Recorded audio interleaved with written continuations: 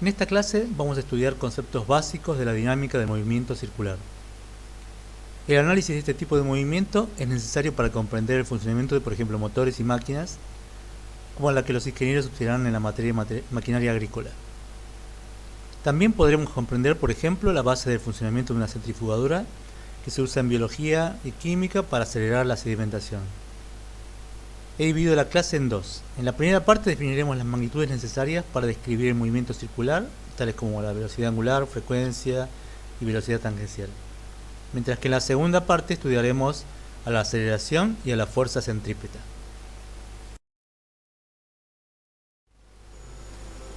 Para comenzar, analicemos el movimiento de los caballos de una calecita. La pregunta es, ¿los tres se mueven con la misma velocidad? La respuesta es no. El caballo marrón recorre una mayor distancia que el blanco en el mismo tiempo. Nos damos cuenta que mientras más alejado del centro, mayor será su velocidad tangencial, a la que llamamos v sub t. La velocidad es un vector, o sea, no solo tiene un valor, sino que además es necesario indicar una dirección y un sentido. En el ejemplo de la calecita, aunque el módulo de la velocidad del caballo marrón se mantenga constante, la velocidad está cambiando constantemente, ya que cambia su dirección, manteniéndose siempre tangente a la trayectoria. ¿Hay alguna magnitud que sea la misma para todos los caballos? Notamos que lo que caracteriza a todos los caballos es que recorren ángulos iguales en tiempos iguales. Debemos entonces definir una nueva magnitud que represente este comportamiento. La llamaremos velocidad angular y la representaremos con la letra griega omega. Aunque aún no la hemos definido, intuitivamente vemos que en la calecita los tres caballos tienen la misma velocidad angular. Antes de definir a la velocidad angular, necesitamos repasar cómo se miden los ángulos en radianes. Primero trazamos un círculo de radio R cualquiera. Medimos la longitud del arco, a la que llamamos S. Definimos que el ángulo en radianes se obtiene como el cociente entre el arco S y el radio del círculo R. Si elegimos un radio mayor, el arco resulta proporcionalmente mayor, es decir, el cociente no cambia y solo depende del ángulo phi. En particular, si R vale 1, la longitud del arco S es directamente una medida del ángulo en radianes. Al igual que los grados, el radián no es una unidad. Puede sacarse en las ecuaciones. Necesitamos recordar cómo pasar de grados a radianes y viceversa. Sabemos que 360 grados es una circunferencia completa. La pregunta es, ¿cuántos radianes son? La longitud de la circunferencia completa es lo que llamamos el perímetro, o sea que vale 2pi por radio o pi por diámetro.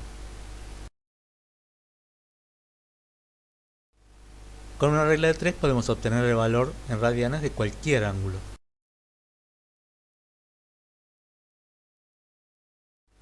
En el ejemplo, obtenemos que un radián equivale a aproximadamente 57 grados. La velocidad angular es en realidad un pseudo-vector, o sea que es un vector cuyo sentido depende de la elección de terna derecha o terna izquierda. Pero no nos preocupemos, nosotros solo vamos a calcular su valor en módulo. Definimos velocidad angular media como el ángulo barrido, medido en radianes, en la unidad de tiempo. Su unidad es 1 sobre segundo, aunque usualmente se pone radián sobre segundo para diferenciarla del hertz, que veremos en la página siguiente. Se usa el radián porque está relacionado con longitudes de arco. Esto permitirá relacionarla con la velocidad tangencial, como veremos después. La velocidad angular va a resultar positiva si el giro es en sentido antihorario y negativa si es horario. Para definir la velocidad angular instantánea, debemos hacer el límite para cuando el delta t tiende a 0. Se obtiene que la velocidad angular es igual a la derivada temporal de la función posición angular.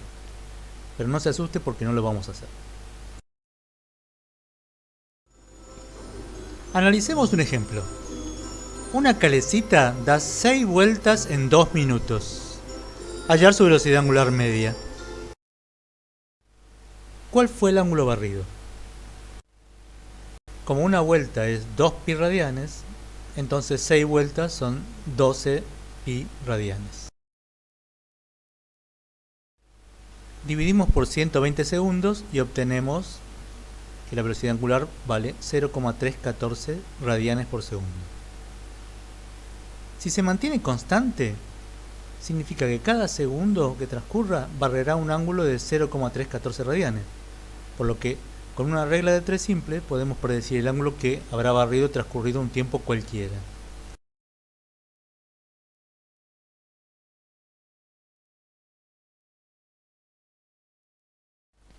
La velocidad angular puede variar en el tiempo, por ejemplo cuando una calecita arranca o cuando frena, por lo que resulta necesario definir una aceleración angular, tal como hicimos en el caso de la velocidad.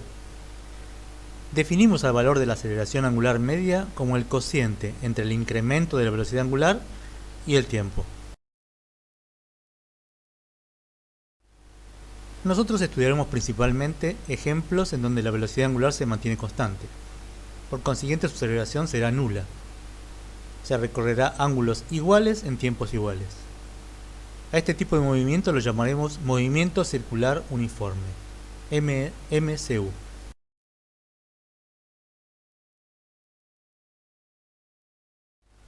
En esta página vamos a definir magnitudes que son conceptualmente muy importantes.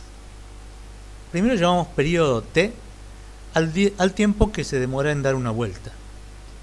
¿Cómo se relaciona este periodo con la velocidad angular media que ya hemos definido? Sabemos que dar una vuelta completa significa que el ángulo se incrementa en 2pi. Dividiendo por el periodo, que es el tiempo que demora en dar una vuelta, obtenemos la velocidad angular media. Definimos frecuencia a las vueltas o ciclos que da en la unidad de tiempo. Su unidad es el 1 sobre segundo, que llamamos Hertz. También es posible dar su valor en revoluciones por minuto. Como da una vuelta, o sea, cumple un ciclo en un periodo t, entonces la frecuencia es la inversa del periodo. A partir de la definición anterior, es posible relacionar a la frecuencia con la velocidad angular. Recalcamos que la velocidad angular y la frecuencia resultan proporcionales. Si una se duplica, la otra también. Volvamos al ejemplo de una calecita que da 6 vueltas en 2 minutos. Hallemos su periodo y su frecuencia. Del enunciado mismo nos damos cuenta que la frecuencia es 3 revoluciones por minuto. Pero vamos a comprobarlo. Dividimos el número de vueltas por el tiempo transcurrido.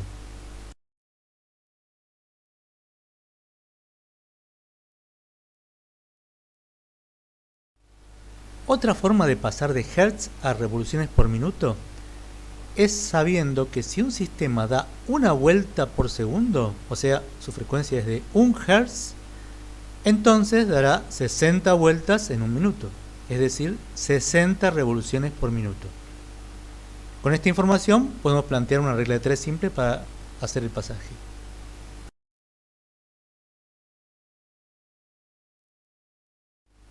Finalmente, a la velocidad angular la obtenemos multiplicando la frecuencia por 2pi. Ahora queremos relacionar a la velocidad angular con la velocidad tangencial de cada uno de los caballos de la calecita.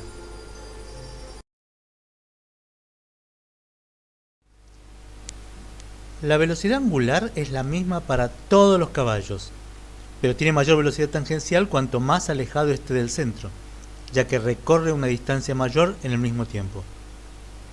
La velocidad tangencial es un vector, cuya dirección es tangente a la trayectoria y apunta en la dirección del movimiento instantáneo del caballito.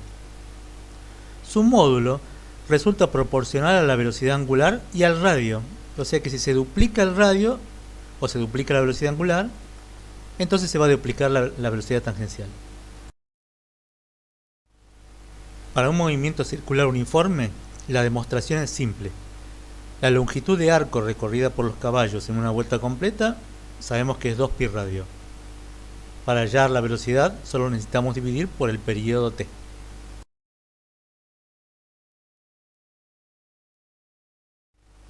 La demostración más general es optativa. Necesitamos solo conocer el concepto de radián.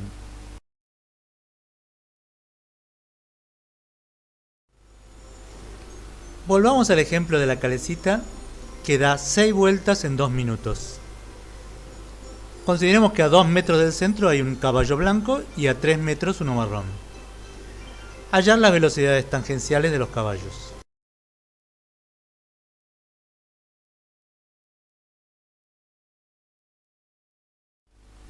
La velocidad tangencial se obtiene multiplicando la velocidad angular por el radio correspondiente.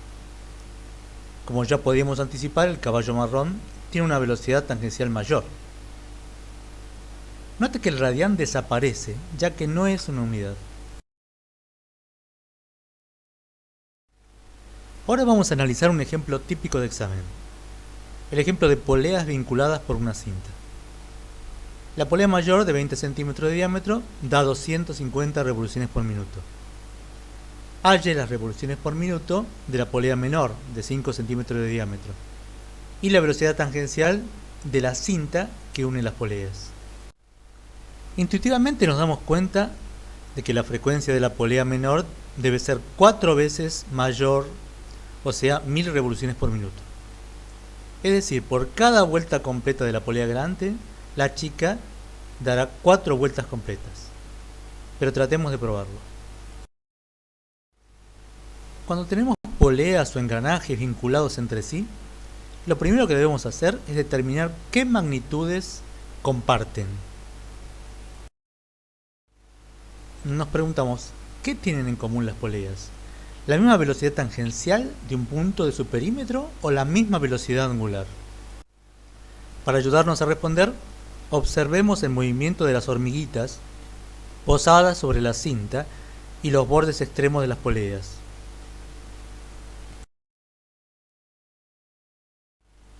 Vemos que las 3 hormigas se desplazan la misma longitud medida sobre su trayectoria en el mismo tiempo.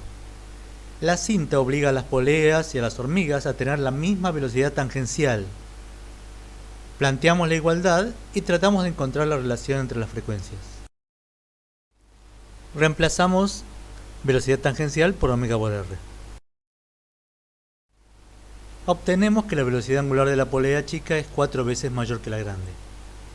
Pero como la velocidad angular y la frecuencia son proporcionales, entonces también la frecuencia chica es 4 veces mayor que la grande. Lo podemos comprobar reemplazando la velocidad angular por 2π frecuencia y simplificando el 2π.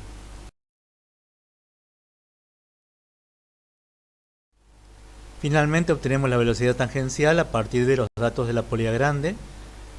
Por supuesto, si lo hubiéramos hecho con la de la polea chica, nos hubiera dado exactamente lo mismo.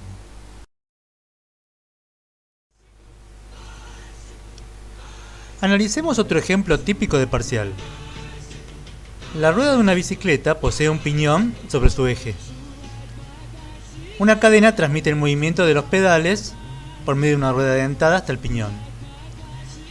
Si la bicicleta se desplaza a 6,2 metros por segundo, halle. Punto A. La velocidad angular y las revoluciones por minuto del piñón y la velocidad tangencial de la cadena. Punto B. Las revoluciones por minuto de la rueda dentada. Y además conteste, ¿estas revoluciones por minuto son iguales, mayores o menores que las del piñón? La velocidad tangencial de la cubierta de la rueda concuerda con la velocidad de traslación de la bicicleta. Si esto no sucediera, la rueda deslizaría en el suelo. Este dato lo informamos en el problema, ya que no hemos avanzado lo suficiente en el tema como para dejárselo a ustedes para que lo deduzcan. Así que no se preocupe por ello. Primero, calculamos la velocidad angular de la rueda y a partir de ella calculamos su frecuencia en Hz y en revoluciones por minuto.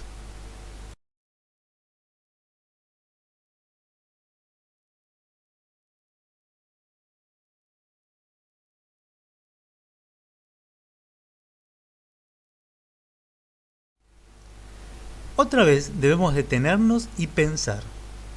¿Qué tienen en común la rueda, el piñón, la cadena y la rueda dentada donde están los pedales? Comencemos con la rueda y el piñón. Observemos el movimiento de las hormiguitas para darnos cuenta. Si comparamos el movimiento de la hormiguita que vive en el piñón con la que mora en la cubierta de la rueda, vemos que esta última recorre una mayor distancia que la primera en el mismo tiempo. O sea, no tienen la misma velocidad tangencial, pero barren el mismo ángulo en el mismo tiempo. Como la rueda y el piñón están rígidamente unidos, están obligados a tener la misma velocidad angular. A partir de esta igualdad, vamos a poder calcular la velocidad tangencial de los dientes del piñón.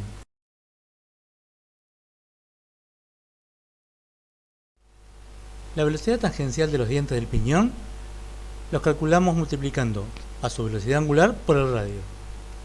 Por supuesto, el resultado es más chico que la velocidad tangencial de la rueda. Ahora necesitamos relacionar piñón, cadena y rueda dentada. Empezamos preguntándonos, ¿qué tienen en común el piñón y la cadena?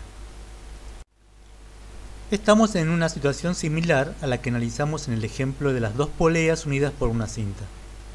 Pero para convencernos, observemos el movimiento de las hormiguitas. Las tres hormigas se desplazan la misma longitud, medida sobre su trayectoria, en el mismo tiempo. La cadena obliga a los dientes del piñón y a los dientes de la rueda dentada a tener la misma velocidad tangencial. Planteando su igualdad podemos obtener la frecuencia de la rueda dentada.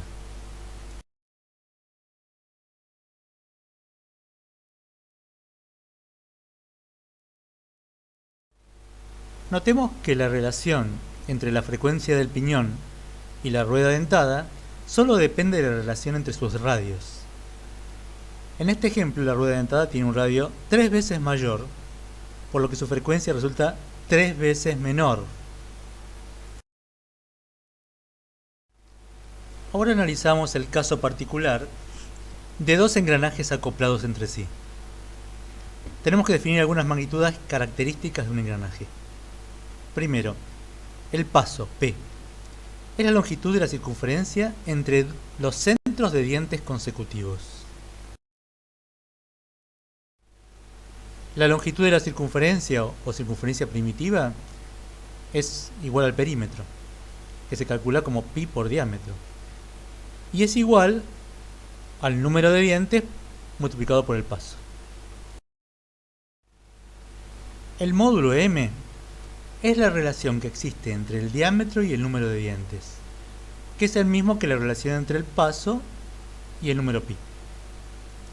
El módulo se mide finalmente en milímetros. Lo más importante de todo esto es darnos cuenta que para que dos engranajes puedan engranar, tienen que tener el mismo módulo, o sea, el mismo paso, y además sus dientes deben tener la misma velocidad tangencial. Ejemplo. Un engranaje está formado por dos ruedas dentadas. La mayor tiene 20 dientes y gira a 1000 revoluciones por minuto. Y la menor 10 dientes. Halle con qué frecuencia gira la menor de las ruedas. La respuesta intuitiva es que la rueda menor tiene mayor frecuencia, y como la relación entre el número de dientes es el doble, me atrevo a anticipar que su frecuencia nos va a dar 2000 revoluciones por minuto. Pero vamos a verificarlo. Planteamos que para que las dos ruedas puedan engranar, deben tener el mismo paso y sus dientes la misma velocidad tangencial.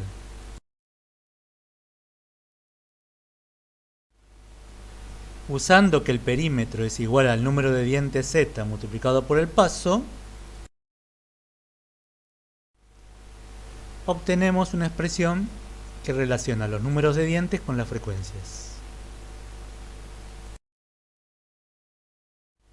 Finalmente comprobamos que la frecuencia del engranaje más chico es el doble que la del más grande.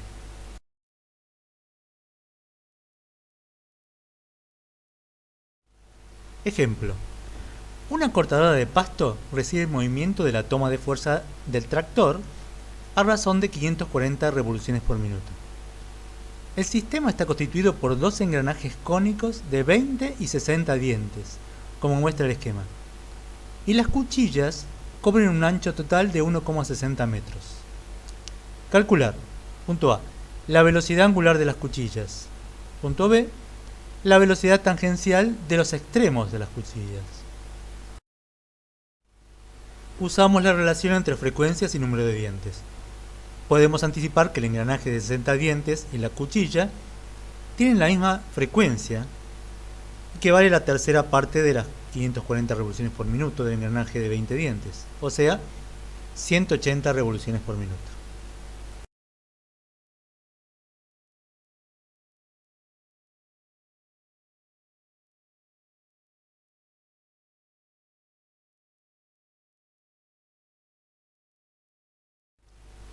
A partir de la frecuencia hallamos la velocidad angular y la velocidad tangencial de los extremos de la cuchilla. Todavía nos falta la segunda parte, en donde estudiaremos la dinámica de movimiento circular, aceleraciones y fuerzas.